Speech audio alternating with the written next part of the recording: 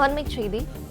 அனுமதியின்றி போராட்டத்தில் ஈடுபட்டதாக ஆம்ஸ்ட்ராங் மனைவி இயக்குநர் ப. ரஞ்சித், பிஎஸ்பி மாநில தலைவர் ஆனந்தன் மீது வழக்கு பதிவு செய்யப்பட்டிருக்கிறது.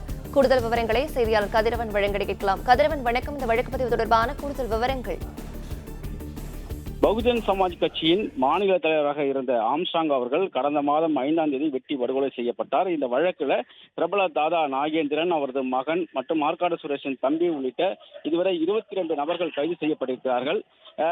தொடர்ந்து ஆம்ஸ்ட்ராங்கின் குடும்பத்தினர் மட்டுமல்ல, பகுஜன் சமாஜ் சார்பாகவும் ஆம்ஸ்ட்ராங் அவர்களின் வழக்கு சிபிஐக்கு மாற்றப்பட வேண்டும், அவர் நீதி வழங்க வேண்டும் என்று பல்வேறு போராட்டங்களை முன்னெடுத்து வருகிறார்கள். அந்த வகையில் நேற்று வள்ளூர் கூட்டத்தில் பகுஜன் சமாஜ் கட்சியினர் 1500க்கும் மேற்பட்டோர் ஒன்று கூடி ஆர்ப்பாட்டத்தில் ஈடுபட்டார்கள். இது தொடர்பாக நுங்கம்பாக்கம் போலீசார் வழக்கு பதிவு செய்திருக்கிறார்கள். குறிப்பா அரசு அனுமதியோ காவல்துறை முன் அனுமதி பெறாமல் இந்த போராட்டம் நடைபெற்றதாக கூறி ஆம்ஸ்ட்ராங்கின் மனைவி மற்றும் தற்போது மாநில தலைவராக இருக்கக்கூடிய ஆனந்தன், ஒருங்கிணைப்பாளர்கள் ஜெயக்குமார், அது மட்டும் இல்லாமல் திரைப்பட இயக்குனர் ரஞ்சித், திரைப்பட இயக்குனர் கதிர் உள்ளிட்ட 1500 நபர்கள் மீது 2 பிரிவின் கீழே வழக்கானது பதிவு செய்யப்பட்டிருக்கிறது. சட்டவிரோதமாக கூடுதல், மாநகர காவல் சட்டம் உள்ளிட்ட 2 பிரிவின் கீழே நுங்கம்பாக்கம் போலீசார் வழக்கு பதிவு செய்திருக்கிறார்கள்.